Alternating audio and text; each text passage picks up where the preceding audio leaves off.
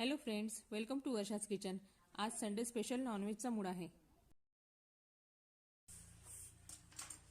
आजचा आमचा मेनू आहे कटला माशाची रस्सा भाजी आणि ही मच्छी फ्राय।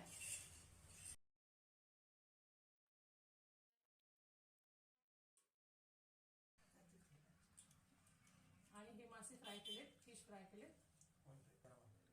फिश फ्राय करण्यासाठी आधी कटला मासे 3 ते 4 पाण्यात स्वच्छ धुवून नंतर मॅरिनेशनसाठी ठेवावे। रवा व बेसन पिठात सर्व घरगुती मसाले घालून फिश तव्यावर फ्राय करावे। फिश मीडियम फ्लेमवर छान खरपूस फ्राय करावे। फिश करी म्हणजेच माशांचे कालवण करण्यासाठी कटला फिश स्वच्छ पाण्यामध्ये धुवून मॅरिनेट करायला ठेवणे।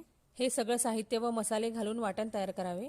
आधी तेलात मासे छान फ्राय करावे व नंतर वाटण घालून करी तयार करून घ्यावी। त्यात फ्राय केलेले फिश घालून कालवण तयार करून घेणे।